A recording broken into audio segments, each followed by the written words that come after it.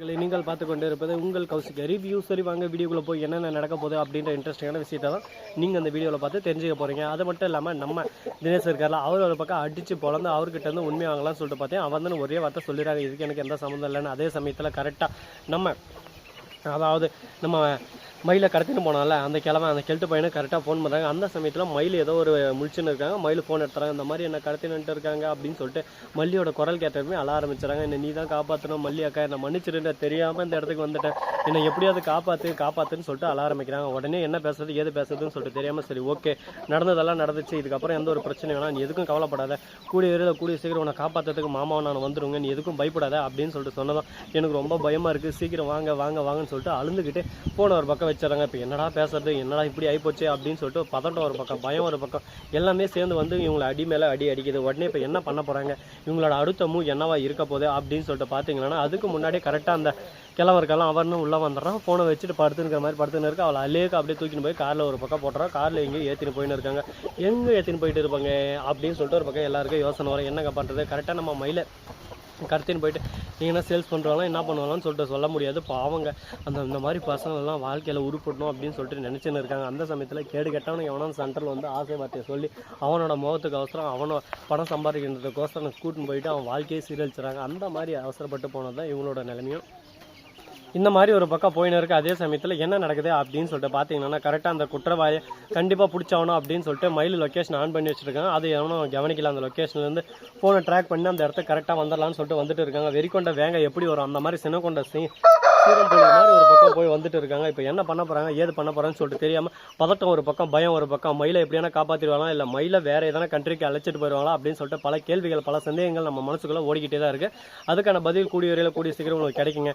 அது மட்டும் இல்லாமல் இப்போ என்ன தாண்டா பண்ண போகிறாங்க, இதுக்கு வேறு வழியே இல்லையா, இப்படி எல்லாத்துலேயும் ஒரு பக்கம் முற்றுப்புள்ளியவே நின்றா நம்ம என்ன தான் பண்ணுறது, நடக்கும்னு சொல்லிட்டு நம்ம ஆசைப்பட்ட நினச்ச விஷயம் நடக்காதுன்னு சொல்லிட்டு தெரியும் போது நமக்கு எந்த அளவுக்கு ஒரு பக்கம் கஷ்டம் வரும், துக்கம் வரும், துயரம் வரதை இப்போ நம்ம புரிஞ்சுப்போம் அப்படின்னு சொல்லிட்டு பேசிட்டு இருக்காங்க. அவங்க பேசுறதெல்லாம் கேட்கும்போது என்னடா இது இப்படி ஆகிப்போச்சு அப்படின்னு சொல்லிட்டு வருத்தமாகவும் இருக்குது, ஒரு பக்கம் வேதனையாகவும் இருக்குது.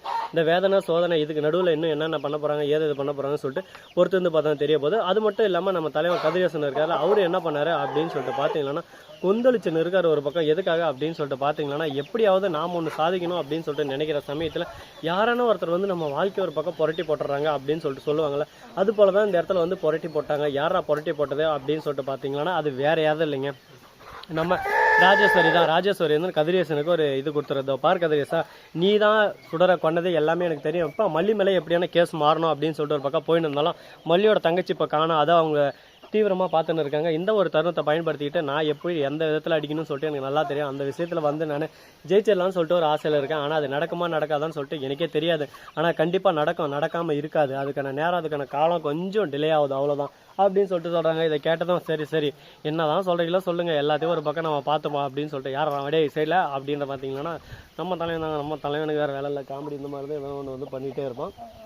சரி போனதெல்லாம் போயிடுச்சு. இப்போ அடுத்து என்ன பண்ண போகிறோம் அப்படின்னு சொல்லிட்டு பார்த்தீங்கன்னா, கரெக்டாக நம்ம தலைவன் விஜய் இருக்கார்ல, அவர் வந்து எப்படியாவது கண்டுபிடிச்சணும், உண்மையெல்லாம் ஒரு பக்கம் வெளிச்சத்துக்கு கொண்டு வந்தணும்னு சொல்லிட்டு தீவிரமாக தேடின்னு இருக்காங்க. என்ன தான் ஒரு பக்கம் தேடனாலும் தேடாமல் இருந்தாலும் எந்த ஒரு விஷயத்தையும் அவ்வளோ சீக்கிரம் நம்ம முடிச்சு வைக்க முடியாதில்ல. ஏன்னா மயில் இப்போ எங்கே இருக்காங்க ஏது இருக்காங்கன்னு எந்த ஒரு விஷயமும் நமக்கு தெரியாது. இந்த மாதிரி ஒரு தருணத்தில் மயிலை கண்டுபிடிக்கிறதுக்குன்னா முழு முயற்சியில் அவங்க அந்த ஜிபிஎஸ் மூலமாக ட்ராக் பண்ணி போயின்னு இருக்காங்க.